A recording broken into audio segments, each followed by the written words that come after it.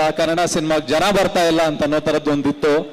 ಈ ಭೀಮನ ಅಮಾವಾಸ್ಯೆ ಕಳೆದಾದ್ಮೇಲೆ ಭೀಮನ್ ಬಲ ಬಂದಿದೆ ಒಂದು ನಮ್ಮ ಚಿತ್ರರಂಗಕ್ಕೆ.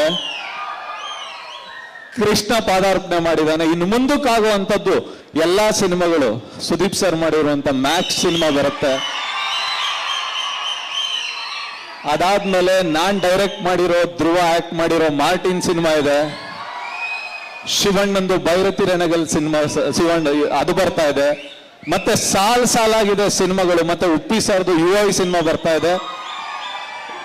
ಯಾವುದೇ ಕನ್ನಡ ಸಿನಿಮಾ ಗೆದ್ರೂ ನಾವೆಲ್ಲ ಬದುಕ್ತೀವಿ. ಯಾಕೆಂದ್ರೆ ನಮ್ಮನ್ನ ಎತ್ತಿರೋ ತಾಯಿ ಬೇರೆ ಬೇರೆಯವರಾದ್ರು, ನಮ್ಮನ್ನ ಒತ್ತಿರೋ ತಾಯಿ ಕನ್ನಡಾಂಬೆ, ಕನ್ನಡ ತಾಯಿ. ಕನ್ನಡ ಚಿತ್ರಗಳಿಗೆ ಎಲ್ಲರಿಗೂ ಒಳ್ಳೇದಾಗ್ಲಿ.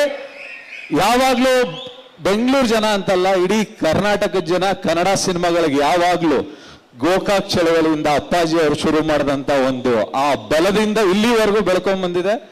ಮುಂದಕ್ಕೂ ಆ ಬಲನ ನಮ್ಮ ಕನ್ನಡ ಇಂಡಸ್ಟ್ರಿಯ ಪ್ರತಿ ಒಬ್ಬ ಸಿನಿಮಾ ನೋಡುವಂತ ಪ್ರತಿಯೊಬ್ಬ ಪ್ರೇಕ್ಷಕನು, ನಮಗೆ ನೀವು ನೋಡುವಂತ ಸಿನಿಮಾಗಳು ಪ್ರತಿಯೊಬ್ಬ ನಿರ್ದೇಶಕನಿಗಾಗ್ಲಿ, ಪ್ರತಿಯೊಬ್ಬ ನಿರ್ಮಾಪಕನಿಗಾಗ್ಲಿ, ಮತ್ತೆ ನಮ್ಮಲ್ಲಿರುವಂತ ಪ್ರತಿಯೊಬ್ಬ ದೊಡ್ಡ ದೊಡ್ಡ ಸ್ಟಾರ್ಗಳೇನಿದ್ದಾರೆ, ಸುದೀಪ್ ಸರ್, ದರ್ಶನ್ ಸರ್, ಯಶ್ ಅವರು, ಧ್ರುವ, ಶಿವಣ್ಣ ಅವರು, ಮತ್ತೆ ಉಪ್ಪಿ ಸರ್, ಎಲ್ಲಾರ್ಗು, ವಿಜಯ್ ಸರ್, ಎಲ್ಲಾರ್ಗು ನಮ್ಮ ಇಂಡಸ್ಟ್ರಿಲಿ ಇರುವಂತ ಸಣ್ಣ ನಟನಿಂದ ಹಿಡಿದು ದೊಡ್ಡ ನಟನವರೆಗೂ ಒಂದು ಒಳ್ಳೆ ಸಿನಿಮಾ ಬರಬೇಕು ಅಂದ್ರೆ ಅದಕ್ಕೆ ಬಲ ತುಂಬಬೇಕಾಗಿರುವಂತದ್ದು ನಮ್ಮ ಕನ್ನಡ ಜನತೆ, ನಮ್ಮ ಇಡೀ ಕರ್ನಾಟಕದ ಜನತೆ. ಖಂಡಿತವಾಗ್ಲೂ ಎಲ್ಲಾನು ಗೆಲ್ಲಿಸ್ತೀರಾ. ಅದೇ ರೀತಿ ಪೆಪ್ಪೆಗೂ ಆಶೀರ್ವಾದ ಮಾಡಿ. ಇದೇ 30ನೇ ತಾರೀಕು, ಆಗಸ್ಟ್ 30ನೇ ತಾರೀಕು ಸಿನಿಮಾ ರಿಲೀಸ್ ಆಗ್ತಾ ಇದೆ.